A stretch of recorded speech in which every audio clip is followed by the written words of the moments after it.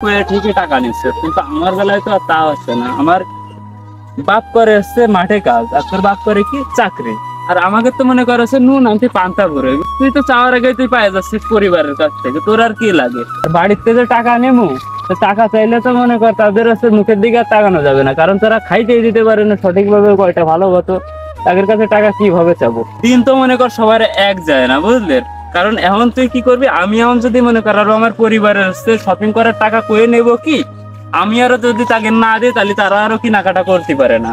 তোদের তো এইসবও চাপ নাই, আমার আবার একটা ছোট ভাই রয়েছে, তাদের কি করতে হয়, তার নাকি আবার পরীক্ষার ফিস দেওয়া লাগবে। ভাই সবার বিষয়টা এক হয় না, তোর পরিবার আর আমার পরিবার সম্পূর্ণ আলাদা। তোর পরিস্থিতি তুই বুঝিস, আমার পরিস্থিতি আমি বুঝি।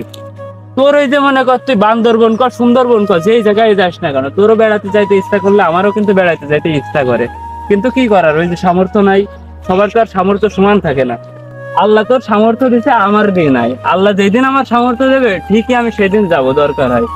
আর তোদের এখন ভাই সুন্দরবন ক, বান্দরবন ক, যে জায়গায় মন চাই তোরা সেই জায়গায় যা ভাই, আমার এখন টাকা পয়সা নেই, আমি যাইতেও পারবো না।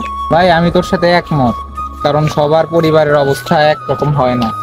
এখন ওরা যদি যাইতে চায় ওরা যাক, আমরা যাচ্ছি না। আচ্ছা মামা, তোদের কোনো সমস্যা নেই, টাকা সব আমি ম্যানেজ করতেছি, বুঝলি?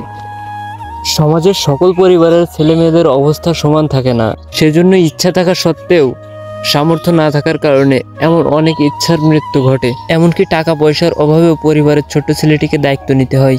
ভিডিওটিতে বাস্তবধর্মী কিছু জীবনের ঘটনা তুলে ধরলাম, তাই আসুন আমরা ভিডিওটি শেয়ার করি এবং অপরকে দেখার সুযোগ করে দিই। আবারও দেখা হবে আপনাদের সাথে আমার পরবর্তী কোনো ভিডিওতে।